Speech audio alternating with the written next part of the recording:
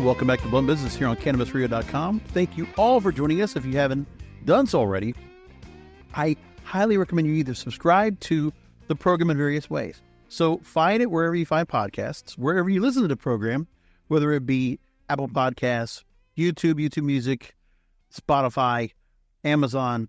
And also we put our shows on our Cannabis Radio channel on YouTube. So if you want to go and find that there, you can find the regular episodes every week on that channel. So make sure to like, comment, share, subscribe. We'd love for you to do that. And I'm happy to go welcome on a guest we had on last April here on the program. We're back once again, 1 year removed. She is an entrepreneur, investor, corporate deal maker with more than a decade of experience building and scaling businesses personally and professionally, as presented alongside Tony Robbins in the U.S. and Canada. And I don't know if this number has changed, but as of last check, 6 cannabis licenses she has that are minority or women-owned, has more than a decade of building and scaling, including a tech platform and turnkey retail model tailored to the cannabis industry. We welcome back the founder and CEO of CB Advisors, Sara Gullickson. Sara, thanks for coming on back, and really great to have you on for another chat, especially with the home state of yours of Minnesota. Absolutely. Thank you so much for having me. I appreciate the intro. I'm sure a lot's changed since a year ago, as far as license counts and all that and what's legalizing, but I'm happy to get into it today. So we did already discuss Minnesota initially on a program here in January. We like to have the opportunity to go ahead and look at what the new markets are doing and how they're sprouting up. There's been a lot of discussion on what Minnesota's been doing in terms of, they're getting a lot of it more in terms of home growth, in terms of the amount of plants you could have growing in the home and which ones have to be, blossoming at one point, all these technicalities, the indigenous community, and the possibilities of, I believe, 11 tribes in the state that are able to go ahead and take advantage of the opportunities of adult use cannabis in the state. And let's go ahead and just give, for those that might have missed the program, if you didn't get a chance to catch it, by interview with David Standa with Greenspoon Martyr, we spoke initially about this, but of course things have changed in the last 3 months. But to get everybody back up to speed, cannabis is now legal for adults 21 and older to use and possess. In the home state of Minnesota, where you are, it's the 23rd state in the country to legalize cannabis for adult use. And with that said, given the spotlight on Minnesota, you're going to be speaking about the launch of the adult use program at the Lucky Leaf Expo in April. You have a presentation that's said to be titled, How to Execute Your Operational Plans for a Successful Launch in Minnesota. So given that overview of what the state already has right now, what the adult use program looks like compared to other states, we have focused microscopically on New York, on Illinois, on New Jersey. I mean, name it. We have looked at the states and we've looked at what they're doing with their licensing, what they're doing with the process of bringing applicants up to light, getting them to go and open up stores, and also trying to curb that illicit market. What can you tell me about what you plan to speak about at that event? So I'll have actually 2 speaking spots. So on Thursday, we're going to do like the operational crash course, which the operational crash course is really about what happens after you get a license. And I almost think it's important to do it in that order because a lot of times people think they're really interested in a cannabis license and don't even really understand what's on the other side of it, right? So how are you, crafting your SOPs? What does this business actually really look like to run? So we'll be going into like the granularity of the business plan, the financial pro forma, how much cash it's actually going to take to do this. When are you expected to make a return on that cash that you're putting into this business? We'll be talking about real estate. And then, of course, going into, marketing, grand opening. And we did a pretty similar show in New York when the card licenses were awarded. And it was a really, really awesome platform to talk about, hey, if you think you're interested in this, here's the real world picture of what this could potentially look like. And then on Saturday, we'll be talking more about like the application process and what that piece entails. There's a lot of crossover when you're talking about both of them, but one's more from like big picture standpoint, request for proposal, request for application standpoint. And quite frankly, a lot of times when people are putting the application in, it takes, the graders or the lottery a while to get the winners in. A lot of times that's a year afterwards. So things change between, submission of application and then award of actual license, which then obviously gives you the green light to start with your operational plans. So those are the 2 sessions and the difference between the 2 sessions. Yeah, it's a really, for those that are looking to go ahead and make plans, especially right after visiting a Hollywood, I would say, where Cannabis Radio most likely will be at, but right after that, only a couple weeks after. As you're listening to the program, if you haven't thought about making the last minute plans to go to the Lucky Leaf Expo, website is luckyleafexpo.com, and Sarah will be speaking on, again, the all-day crash course Thursday, April 25th, and speaking on April the 27th. Also, some pretty good names you have at the show. I saw 2 NFL players, Kyle Turley, Jim McMahon, are featured speakers of the event along with yourself. So in Minneapolis at the convention center, if you haven't done so, if you're within driving distance, you can get a flight soon enough in time, get yourself set to go, you should do so. Make that point across. Now, as I mentioned at the start of the program, we spoke about the Minnesota cannabis market, and at the time we were looking at, in January, that the Office of Cannabis Management, which I believe we didn't have that name for that yet at that point, but now we do, that we're looking to set up a licensing system for businesses so dispensaries won't open. And originally, the report was until sometime in early 2025. Well, WCCO, just as we were recording right now, as I did about a day ago, they have reported now the OCM is backing a bill that would make tweaks to the law to improve the licensing process, ensure timely market launch, and regulate effectively. But there's a proposed change now that the agency might approve who receives a state license to open cannabis business, sparking a fierce debate, they say. So the current law in place now instructs the office to create a point system for reviewing business license applications. Regulators would consider criteria like experience in the cannabis industry and business and safety plans, among others. If the owner meets the definition of a social equity applicant, quote unquote, the application is given a boost in scoring, an effort to reach a key goal set by bill authors and advocates who want Minnesotans disproportionately impacted by cannabis prohibition an opportunity to cash in on legalization. So before I ask real quick, Sarah, we have seen various methods go on. And what I'm seeing is, I'm just saying it myself without anybody else saying this, that the social equity application process, the licensing process, it leaves loopholes to some possible corruption, where we've already heard stories, first-person accounts about how if an applicant cannot meet the financial needs to be able to go in and bring the dispensary up to market, that they can sell it off, and very well an MSO or someone else, that's not a social equity applicant will get the license.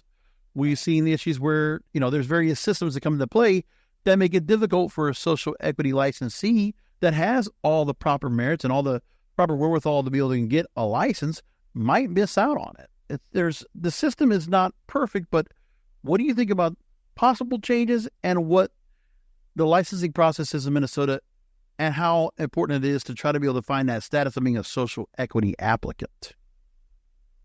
Yeah. So, obviously the conversation around this is a real and a raw conversation. For me, I've seen so much in the industry that I kind of sit on the other side of the fence where should social equity applicants be able to apply? Absolutely. Are a lot of social equity applicants able to also fund the business? In my experience, that hasn't been the case.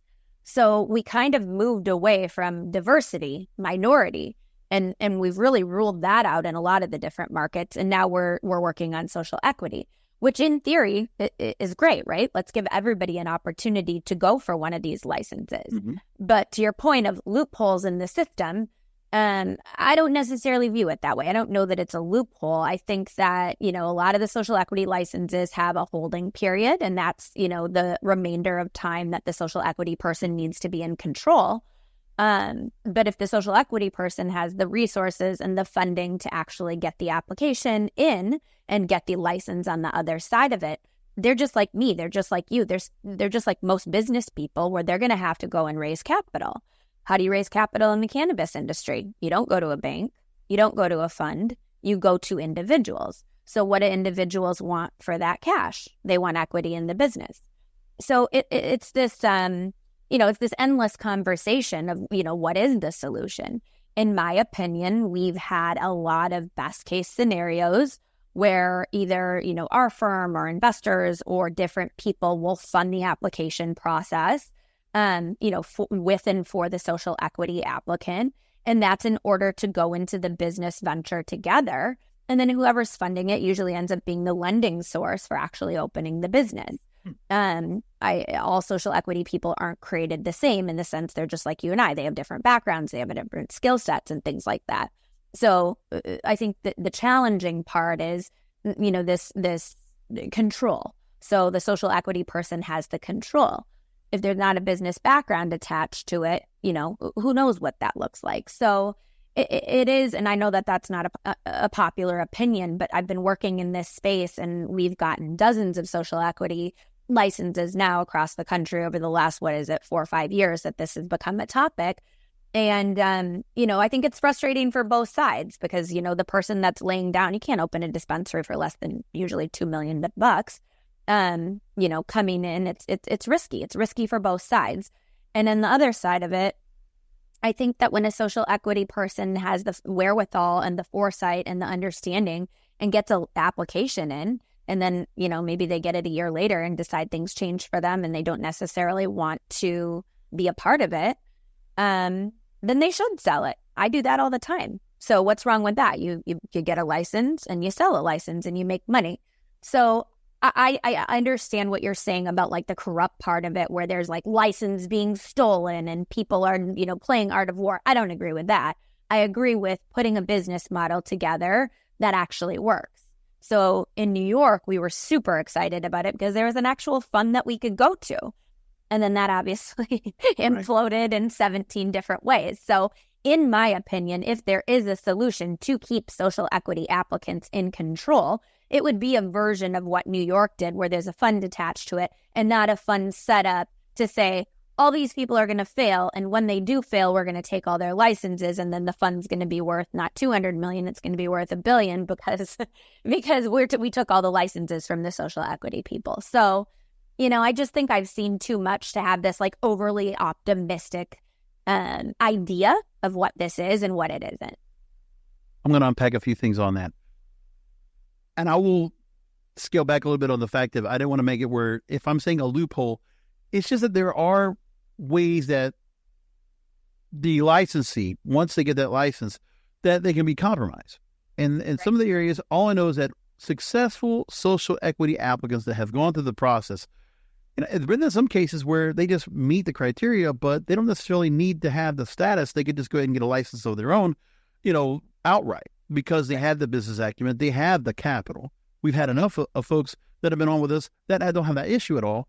But if the opportunity, offers itself, they're going to take it. Why not? I mean, it would be just right and smart business. The other applicants might have an issue where they might not have that business acumen. They don't realize, okay, there's going to be something coming up where if you take this grant from, say, this public-private partnership from, let's say, New York, right, Chicago Atlantic, 13 to 14% interest rates. You're going to have to pay back on that loan. You're not going to be aware of how much you're going to be able to have on that. Then there's delays of the process where I don't know if Minnesota might, have any issues where if the permits, the inspection process might take any delays to get a building up and ready to be inspected and get the cultivation up to specs. The other thing too is that, while there are licenses that can be brought in as social equity licenses, it's like you said, yeah, absolutely. Anybody can go ahead and come on board and go ahead and sell it off to somebody else. But there was that whole intent of that social equity license being meant to be held by a social equity applicant. So it can, for the fact to be passed off to somebody else is another issue. The other thing too is legacy operators and their barrier to entry. We give the chance that if you want to curb the illicit market, why don't you give a gateway, a pathway to legitimate ownership for the legacy operators? Is that something that's also be considered as well? These are the things we've been talking about a lot on the program. And it's those areas where that's where I'm coming from, where maybe loopholes a very strong term. And I agree with you where it comes through that. I think a lot of this is not maybe more my isolated incidents. It's not a pandemic. It's not like some widespread issue, but this is where the government entities, these cannabis control boards, never really had the thought of all this. Or is this something where maybe, the tax revenue they might get from the cannabis industry isn't all that they want? Right. Yeah, and I think that you make a good point. So it's like if we want people in the industry that are social equity, are the social equity programs crafted to create a revenue stream for social equity people? or are they created to keep social equity people in the industry for years to come, kind of a thing? Because in my opinion, if somebody has a social equity license, they decide they don't want to run it, want to get somebody else involved, at that point, they're making great money off of the sale of a license. So I don't know if that's a bad thing or not. Now, if the intent of the program is to have, social equity people run them and have them and pass them down to their family, I mean, they can't put that in the legislation. So I wish that the government, to be honest, and this is, again, probably an unpopular opinion, I wish that they would create some sort of a framework within the legislation to acknowledge and understand that if there is a lending source that has to come in with social equity applicant or entity, to do it in a way that there's parameters in place where everybody is set up for protections, everybody's set up for success, right? Because that's just the nature of the beast. I mean, sure, you talk about, certain social equity applicant, having the funding and the business acumen, and there's, of course, a segment of the market that has that, but there's also a segment of the market that doesn't have that. So the question at that point is, should they all be shut out and only the people that can do it 100% for themselves only be let in? So, it's a new thing. We can't poke so many holes in it. Everybody's trying to figure out what the best blend of regulations is and are. I can tell you in Missouri, they thought that they were doing the best thing and they did a social equity program, but then they said, oh, okay, just kidding, social equity people, you guys can only play together, but you can't play with any of the big guys, which makes no sense. Yeah.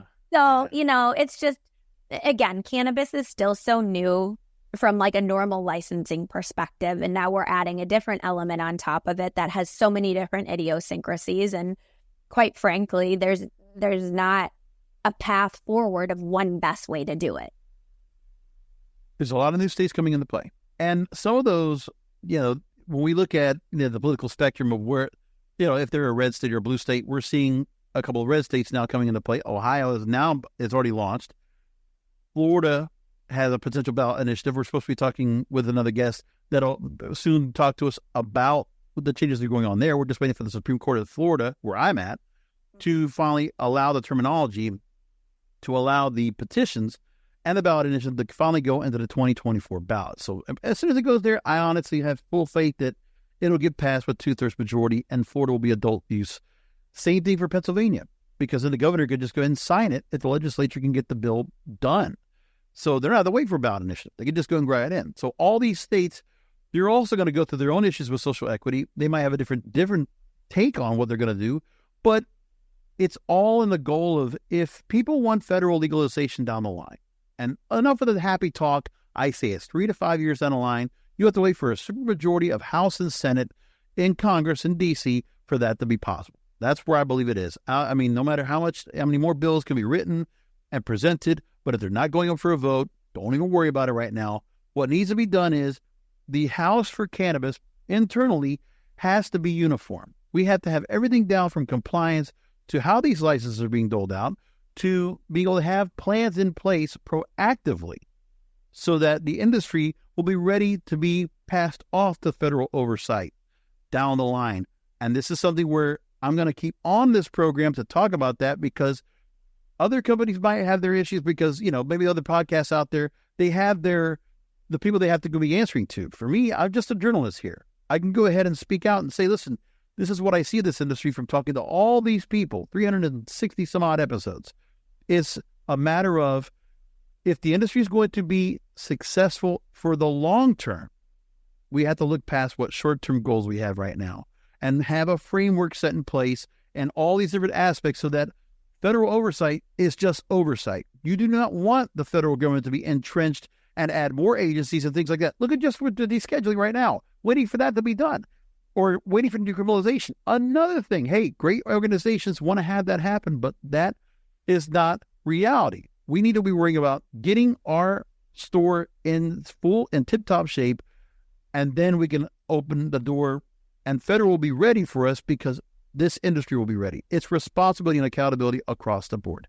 Mm-hmm. I'm here again with Sara Gullickson, the CEO of CB Advisors here on Blunt Business. We're going to be back with more questions, more about the social equity process in Minnesota, because there is also the suggestion of a lottery system and what policymakers are saying about it.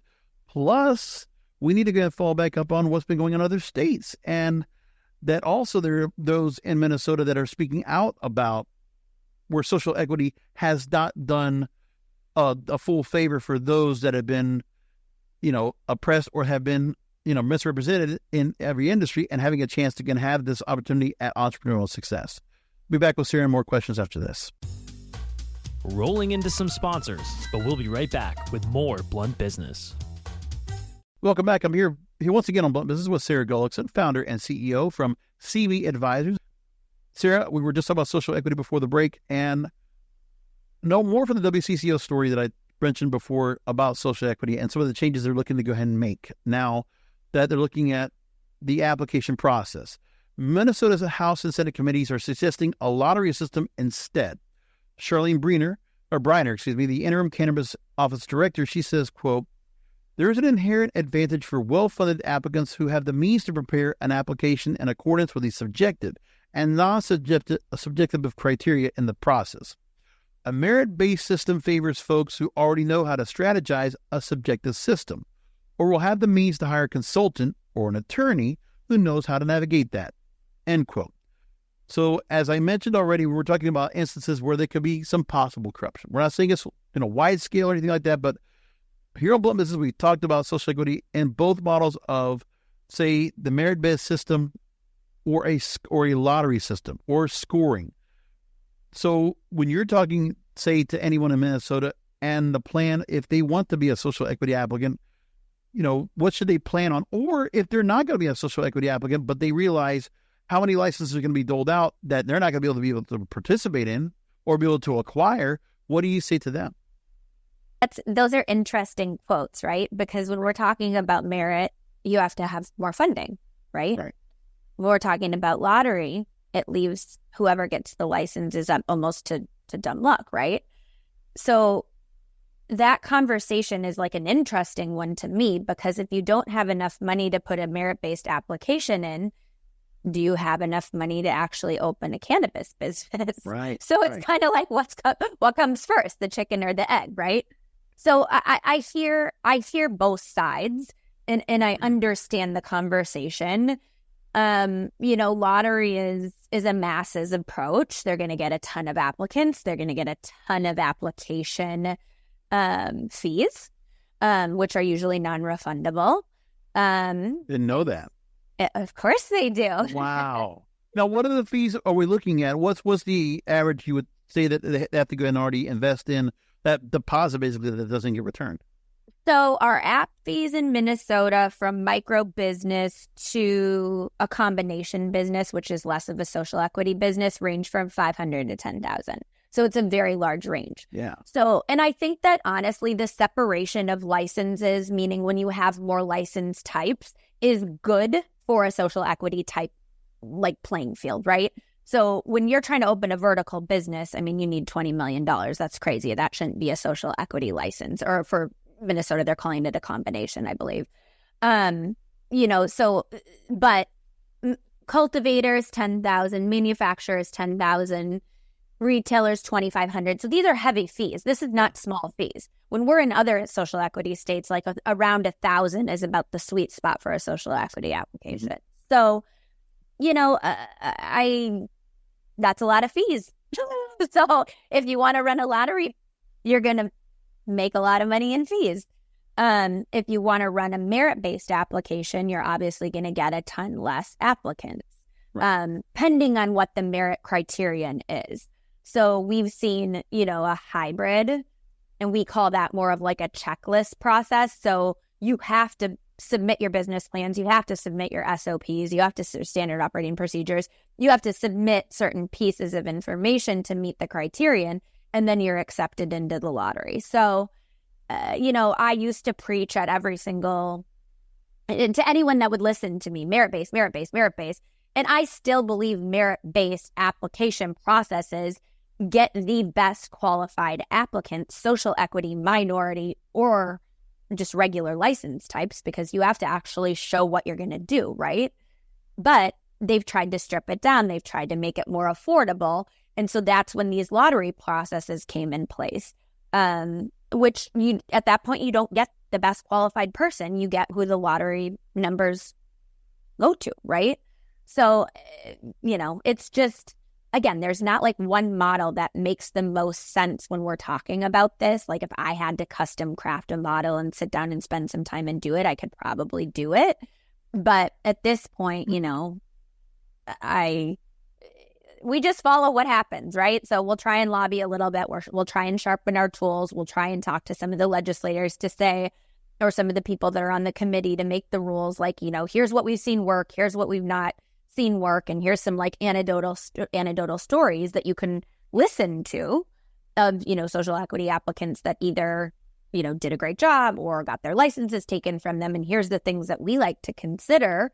And then they have to kind of go back and see what they're comfortable with. But when the fees are in place, like a lottery system makes sense because they start their cannabis fund and their program with millions and millions of dollars in it because there were so many applicants.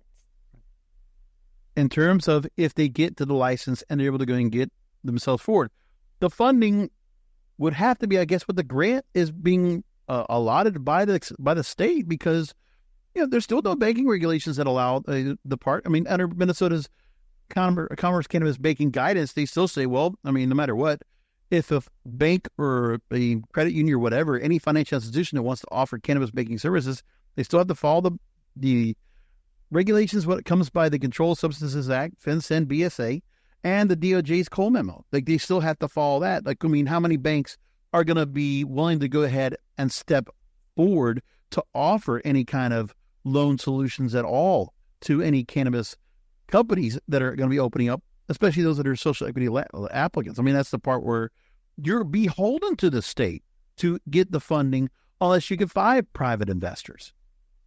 There's point, a workaround to it. Right? Absolutely, and that's every state, by the way. That's another thing that was never considered with social equity. We're still doing this without the banking guidance.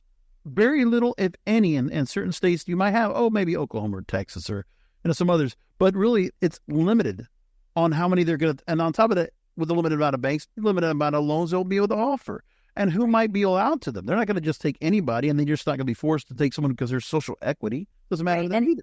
And then your credentials come into play, so they should have just picked the people that put the best merit-based application in place anyway. So at some point, you're going to get there, either with the government and either with the bank, either with, your investors. Like, you're going to end up there.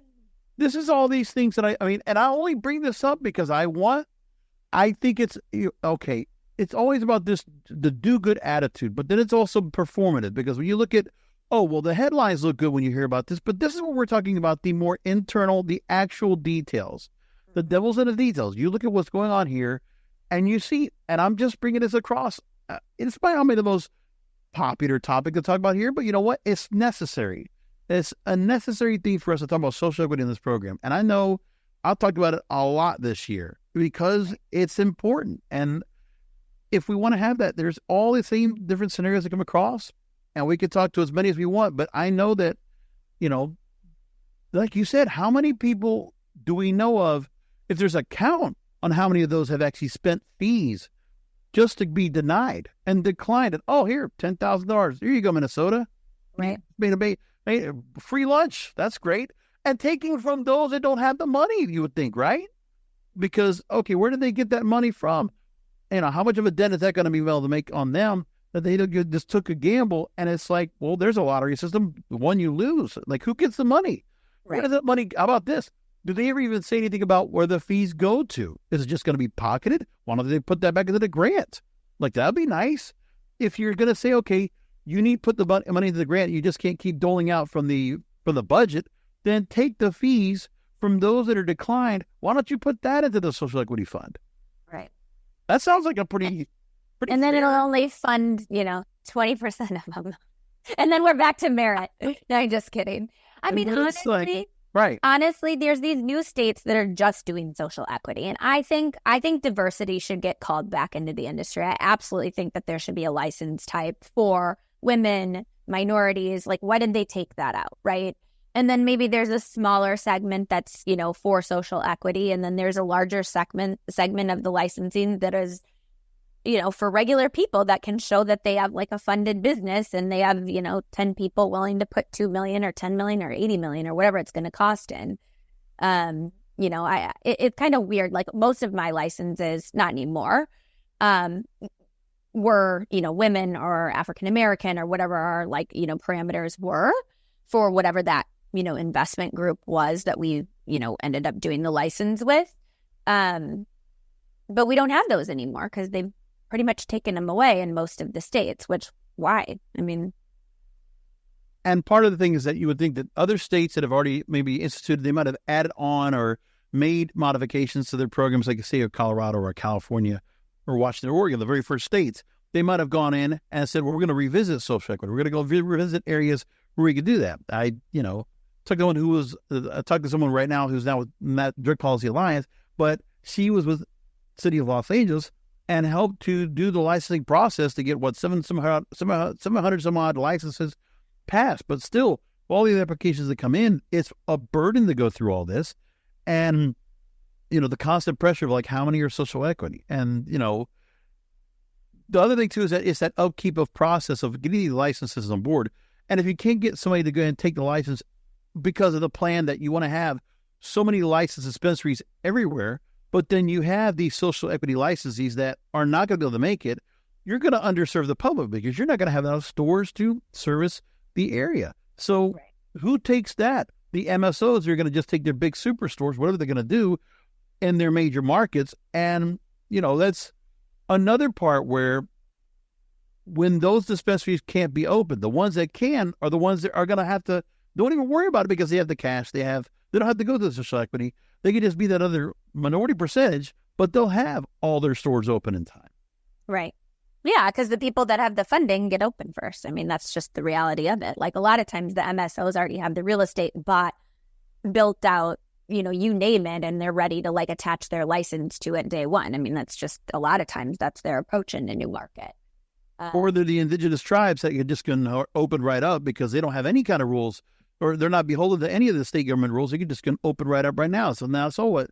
The second indigenous adult use dispensary is already opening up. So they're already set to go. They don't have to wait for anything right now. Right. Now, in terms of who gets the opportunity to get a license, we're going to take a story from here. WCCO also brought up a story where they referenced this might have been from the Minnesota Black Chamber of Commerce, by the way.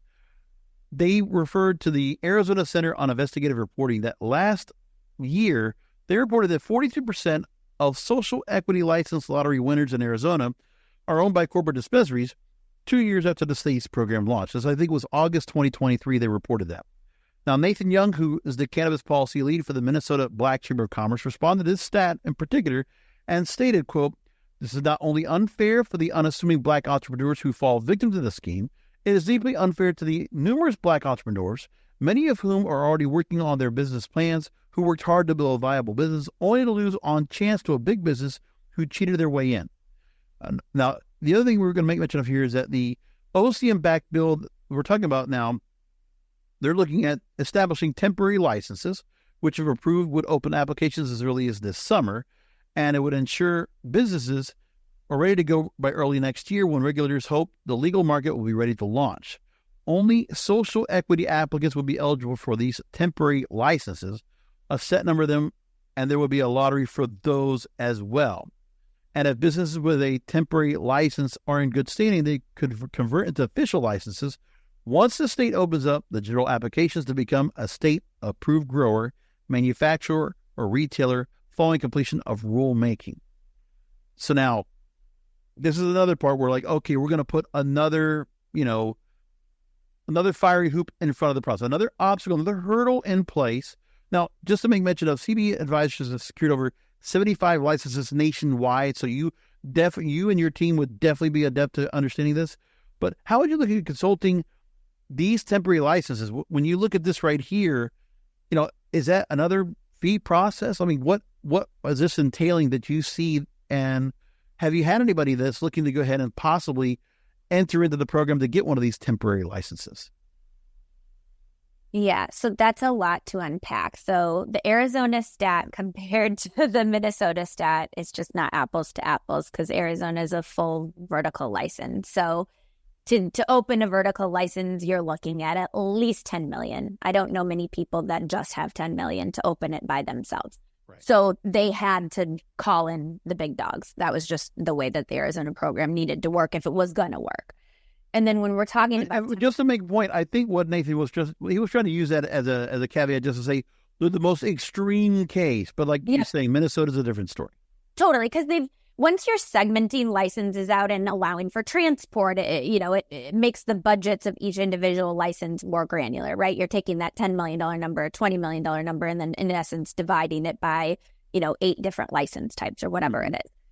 So that's interesting. And then the other part of it with the temporary license, I mean, I don't know that that's like a terrible idea, but that's what they tried to do in New York. And then there was litigation, and all of us that had card licenses and that were ready to open couldn't open. Some people were paying rent. So that's like another nightmare to discuss. So in theory, I don't think that the temporary license, or like in Ohio, they did, and this was back when diversity was in place, you could have a micro grow, and it was like, let's call it 5,000 square feet. I don't remember how much it was supposed to be. And then once you proved over time that you were compliant and that you were a good operator and you were all the things, and after a period of time passed, you could upgrade or add square footage to your grow. At that point, maybe that makes sense. Do you know what I mean? And then at that point, can you bring investors in to, help you build it out? I don't know. It seems like a lot of these social equity programs are like, we don't want investors, but like, guess what? I've made a lot of money in the cannabis industry, and I have investors for all of my projects. What's the problem? Right. I'm not going to take my kids' college funds and be like, oh, okay, I'm going to put it into this one. They're saying a temporary license, as what New York did with a temporary inspection, like they would get a temporary license to open a pop-up dispensary, a temporary space until the inspection on the final building can be done. So again, There was always that extra part where you just need another place to go ahead and house your store until we pass the license, the inspections for the new store that you get. Like that's another thing where like, okay, so we have to open up and go to another property before we can go to our actual property. We just can't go right to it. Right. But then at that point, like, how long are you signing a lease with your temporary property to then, like, cut your lease off? Like, come on, guys. You know what I mean? So I think, and the reason I brought New York up is because the problem everybody had with New York is that diversity wasn't included. Regular people weren't included. So it was unjust to everybody but the social equity people. And that's ultimately what ended up halting it. So is this unjust to have people that are only social equity be able to do the temporary license? Like, I don't have an answer for that, and I don't even actually have an opinion. I just that's what we've seen happen in the past. And, these governments that are putting it together, the OCM or the agencies, their number one thing they don't want to happen is litigation. So the more complex you make the programming, the more favorable you put one certain group up on a pedestal or not, somebody's going to file a lawsuit. I mean, we've watched it every single state process. And just so you know, now we've talked about New York a little bit here, but it's funny that, New York is trying to go ahead and overhaul their whole process. Their licensing process right now, Jeanette Moy, Commissioner of Office of General Services from New York Times, by the way, they're trying to shorten the time to process applications to get businesses open. And the OCM right now, recommending applicants to the board for final approval, they got 7,000 applications for licenses last fall, and only 109 have been opened so far this year. And the agency has just 32 people assigned to evaluate the application. So, yeah, they're overwhelmed with the application process. They can't get enough to open. That ratio is horrible. And, Governor Hochul's like, she's just pointing the finger at everybody else. Oh, so you're telling me the control board, that's not the problem? They're not the ones that made the mistake? But they're calling the legal cannabis launch a disaster. It is a disaster. It is whose fault is that? Absolute disaster. Point the finger. Does it matter? Does it matter? Project. Come on. Did you see the proximity map? No. Oh, it's quite interesting. Because when we're talking about it, it's like he who has the most money can open up the store and get the lease in New York quickest, right? And then once you get your, proximity locator, you have a protective bubble around you of 1,000 feet. Well, that's huge in New York. So New York isn't traditionally supposed to be like limited license. They're only giving them out 250, but it will be a limited license state because of the fact that in the city, everybody's on top of each other. So that's also another thing where we had applicants that had leases, had the property ready to go. And in the lottery system, it ended up being, 20 down the line from the other guy that wanted to open in the space next to you. And then guess what? You don't have a license anymore. You get a provisional and you have to go back to the drawing board and find real estate. So, I mean, listen, cannabis is so hard. And I've been in it 14 years. Right. And so if I'm telling anyone anything, it's like you really have to understand what you're getting into. You really have to understand the capital requirements, the grit, the dedication. This isn't like opening a normal business. And I wish that I would be able to say that it was, 14 years after getting into the industry, but it's just not. It is, there's so many different idiosyncrasies. So, we're talking today and I'm just really realistic about it. I'm not negative. I'm just realistic. Like there's so many different loopholes that you have to go through. And since I've seen a lot of things in the industry, the good, the bad, and the ugly, like that's why I'm here. And that's why I'm a consultant. And like we interview people to say, like, we won't take people that don't have what it takes because why would we bang our head against the wall? It just doesn't make any sense. And so that's why with social equity, we've felt strongly about the sweet spot being with, hey, social equity person, you're qualified. Do you have business acumen? Yes or no. Do you have money? Yes or no. Okay, if the answer to both of those questions is no, here's somebody that can fund it for you. Do you want to do that deal or not? Right. And then on top of the fact of what they've been able to get licensed. Okay, so what was the system? November 2022, they say here, 85 legal stores opened across the state, but yet 1,500 set up shop illegally in New York City alone. Like, you're not helping the matters any. You're causing the process where then the resources that you could have had as well towards, maybe the Social Equity Investment Fund for CURDs, for instance, in New York, or pick another state. The money that's going to be used by law enforcement or federal authorities now to go ahead and go crack down on illicit markets because this new opening of adult use legalization has been allowed. So now you get a lot of bad actors deciding to go get on the process. So it's crazy. I was in New York June of last year, and it was like after we had got the card license, because I had a card license. Yeah. And I was like terrified because I'm like, if this illicit market keeps up, the normal license that actually have paid the piper, that are going to have to pay taxes, are going to have to pay rent. Rent in New York is insane, right? Exorbitant. And like, you're not even going to be able to like make it because they're like, even when I was there, and I don't know if it's changed since I've been there, it was almost like, a year ago now. Yeah. There was a store, and I'm putting quotes around store, like literally everywhere you look. You couldn't tell the real ones versus the fake ones. Like some of the ones that were illegal were like so nice that you would think that they were real. And how are you going to educate the population on, oh, don't go into the bad ones or the illegal ones? People don't care, especially tourists that aren't like there. They're just like, oh, this looks like a normal place. Yeah. I was in New York exactly 1 year ago today as we record. And yeah, just seeing all the different shops, all nicely lit with a cannabis leaf on it. You can find those every block. It was all over the Upper West Side of Manhattan. It's like you can't miss them. I went into a bodega just to get like gum and, a water. And I looked down and there's like Can the beverage. Oh, yeah. Yeah, like an infused beverage, right? And I looked down and I was like, oh. And I took it and I like bought it because I was like, let's give this a whirl. There was nothing in it. So there's like, you know what I mean? And you could tell like from the labeling that it was like so Jimmy rigged. Oh my God. I think God. I drank like a sparkling water, which great. It quenched my thirst, but it didn't. That is wild. What it needed to do. So yeah, it's everywhere in New York, everywhere. I mean, and they're fearless over there. There's ruthless over there. It's amazing, but no answers for that. So, the governor wants to go ahead and talk about this. I don't know if she's up for a re-election. That's why she's creating a stir or whatever. But like the thing is now, this is where every government entity, if you're going to rely on this, and I will say this on top of that, we're going to come back we're going to do another break and then we're going to come on back. But I want to make this point that You can't expect all these government cannabis control boards to create a system which will be substandard. That's what they're all doing. They're not going to do anything in terms of compliance or curbing the illicit market. That's not going to be just, okay, the bare minimum of what's being done. This has to get fixed. And this is where the business owners have to go and be much more vocal. And if you can do it in a state like Minnesota, it's just initiating the process. They want to get ready and up and going by 2025. We're going to talk about what the governor's talking about with that.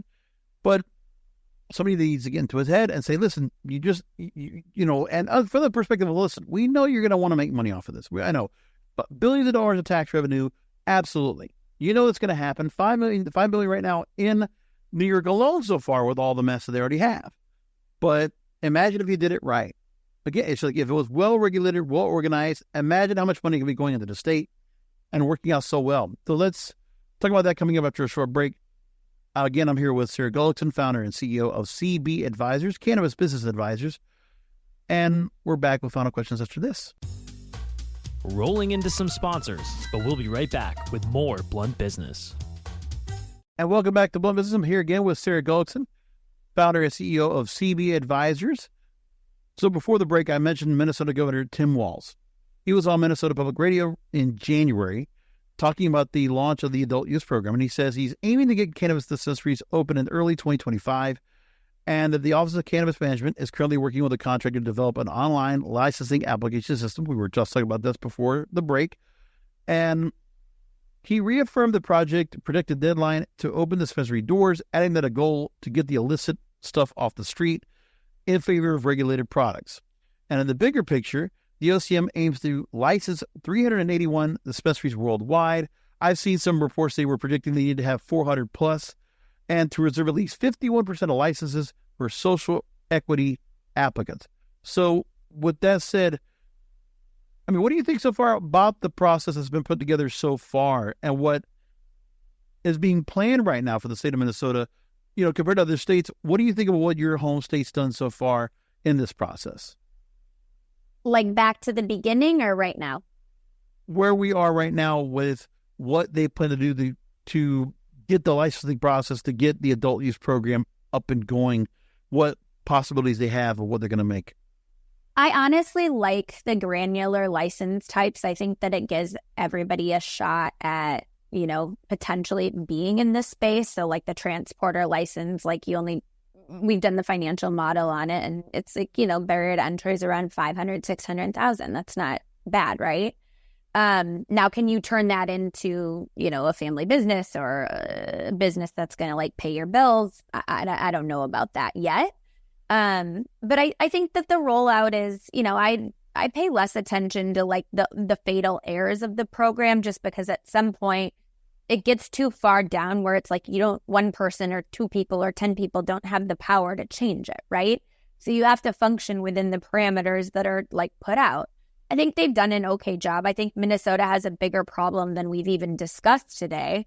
And that's, you know, with what's going on with their like hemp program and with restaurants being able to carry Delta 8 or Delta 9.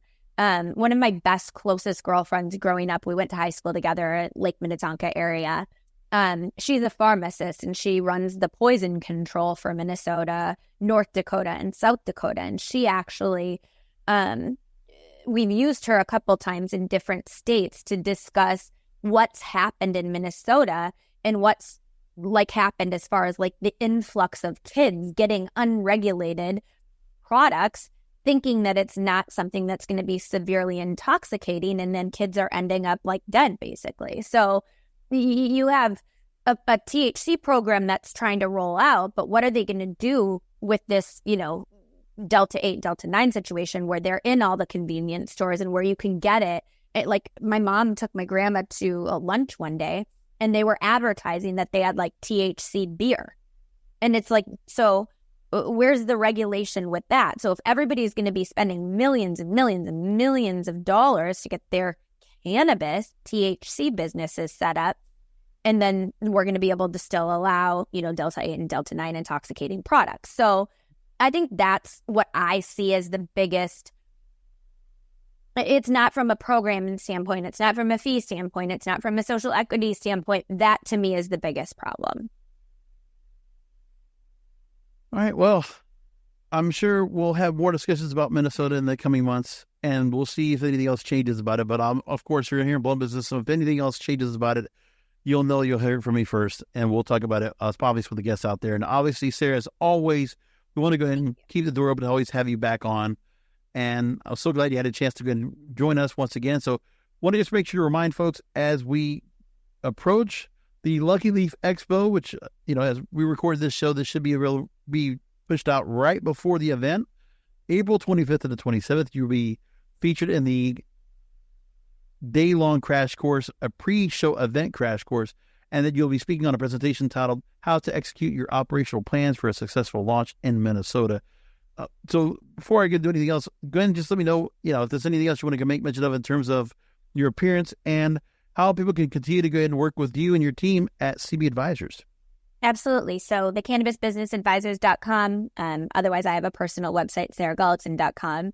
And I'm super excited to be coming back to Minnesota. Obviously, there's certain things that we're going to have to get through to make sure that this is a, solid and safe program for everybody, investors and consumers. But we've accomplished a lot in the past, and I'm sure that, we can put something together that, is a hybrid of what's going on right now. So we look forward to it. And I will say there were a couple of positive things I've seen out of the Minnesota legalization effort because of the fact that when you look at the indigenous tribes, the chance for, again, talk about social equity, Native Americans should be part of that conversation, get the chance to be able to go ahead and also, open up for business and provide what they can in terms of having their own revenue streams, except for more than just what they have in terms of, like, say, casinos or anything like that, which obviously are just a big windfall for them. And then also the homegrown. Well, we didn't talk anything about that, but I just thought what people were able to go ahead and acquire and grow at home, I thought that's actually pretty significant at what they're able to go and allow at home. But again, we'll be able to regulate how many plants somebody might have at home. And, depending if we're going to be in rural Minnesota or, in the city itself. So that's a couple of things that would have to be considered. But I think those kind of things were different. And I think it's also unique to Minnesota and their plight. And I think those are good things. We're going to talk about that. But again, the rollout of the program, the licensing process, the social equity aspect, those are things that are ongoing. And hopefully, when we have you back on, hopefully we'll get some good answers from those. Sarah, thank you so much for being on Blunt Business as always. Thank you so much for having me. I appreciate it. And thank you, listeners, for tuning in. We appreciate all of you for joining us. And we'll talk to you next time.